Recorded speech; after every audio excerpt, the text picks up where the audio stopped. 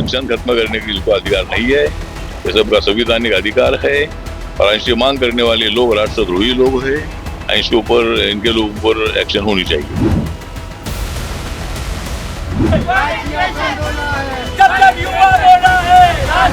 तो ये आरक्षण किसी के कहने से समाप्त होने वाली चीज नहीं है। आरक्षण रिफॉर्म की बात होते ही सबसे ज्यादा उन लोगों को दिक्कत होने लगती है जो इसका पीढ़ी दर पीढ़ी लाभ लेते आ रहे हैं, वो चाहे जातीय आरक्षण हो या फिर राजनीतिक आरक्षण हो। अब जैसे ही सवर्णों ने इसके रिफॉर्म की बात शुरू की तो तमाम ऐसे केंद्रीय मंत्री हैं जो इसके विरोध में उतर आए।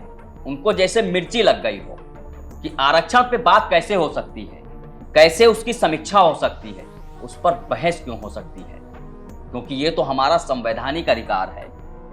ठीक है, आपका संवैधानिक अधिकार हो सकता है, लेकिन इस पर रिफॉर्म की जरूरत इसलिए है क्योंकि पीढ़ी दर पीढ़ी आप ही इसका लाभ ले रहे हैं। इसका लाभ जिन्हें मिलना चाहिए था उनको ये लाभ नहीं मिल पा रहा है, और यही वजह है कि आज भी 75 सालों के बाद भी वो ऐसे तमाम लोग हैं जो मुख्य धारा में पहुंचे ही नहीं। और इसका कारण यही है कि जो क्रीमी लेयर टाइप के थे उन्हें ही आरक्षण का फायदा हर जगह मिला और वो ही आगे बढ़ते रहे।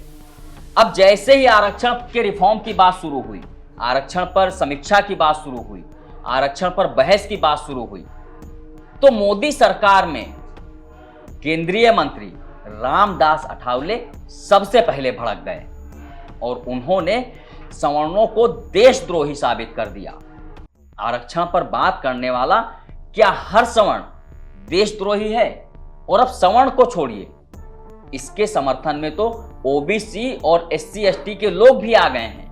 वो कह रहे हैं कि आरक्षण पे समीक्षा होनी चाहिए, उस पर बहस होनी चाहिए, और अगर रिफॉर्म की जरूरत है तो वो भी होना चाहिए।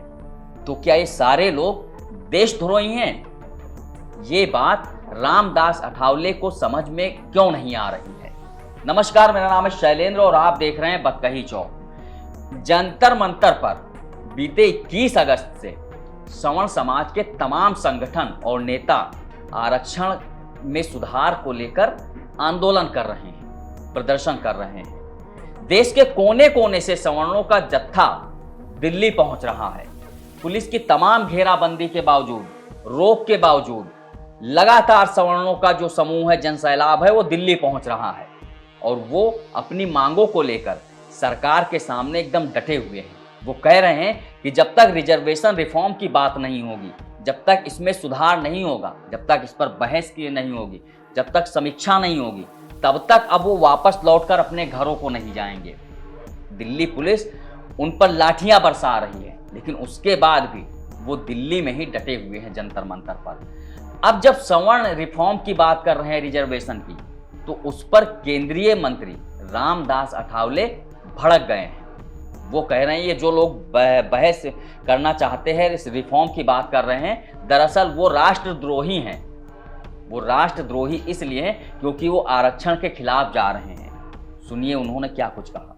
बाबा साहब अम्बेडकर जी ने संविधान में आरक्षण लाने का प्रयत्न किया था और अभी ओबीसी को आरक्षण ओबीसी सिंह जी के टाइम पर मिला था। अब तो मुझे लगता है कि और उसके बाद मोदी सरकार ने इकोनॉमिक वीकर सेक्शन को भी 10% आरक्षण दिया है, तो हर जाति को अभी आरक्षण मिलता है। तो इसीलिए आरक्षण खत्म करने की इसको अधिकार नहीं है। ये सबका संवैधानिक अधिकार है और इसकी मांग करने वाले लोग राष्ट्रद्रोही लोग हैं। इसके ऊपर इनके लोगों पर एक्शन होनी चाहिए। अब आपको बता दें कि रामदास अठावले जैसे लोग आरक्षण के विरोध में जैसे ही आवाज उठती है तो क्यों भड़क जाते हैं? दरअसल वो खुद राजनीतिक आरक्षण का लाभ लेकर 2 बार सांसद बने। आरक्षित सीट से उन्होंने चुनाव लड़ा और 2 बार संसद पहुंचे। क्या उन्हें आरक्षण की जरूरत थी या फिर उनके परिवार को आरक्षण की जरूरत है?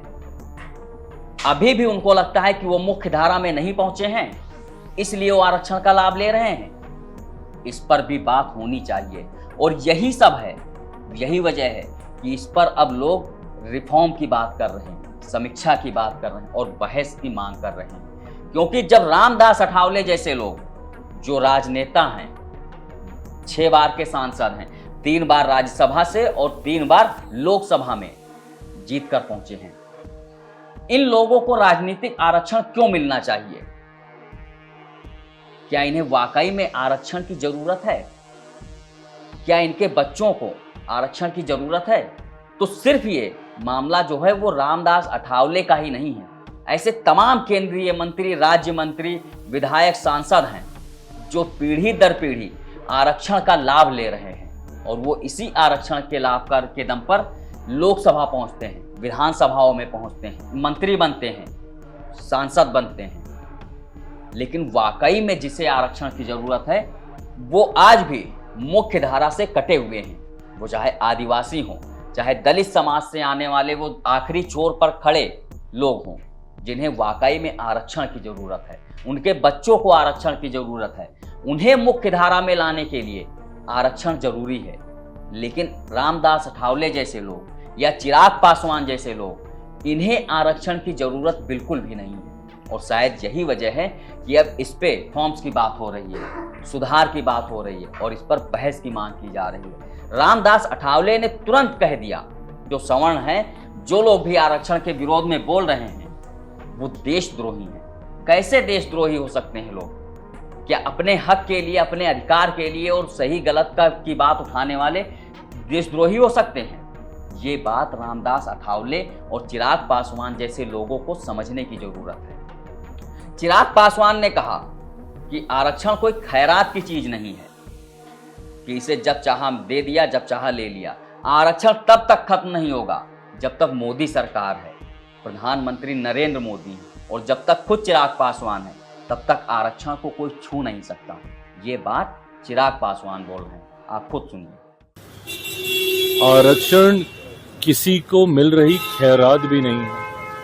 आरक्षण एक संवैधानिक अधिकार है और इसके पीछे की सोच ऐसे समाज से आने वाले लोगों को मुख्यधारा के साथ जोड़ने की रही है जिनके साथ किसी न किसी कारणवश भेदभाव हुआ है।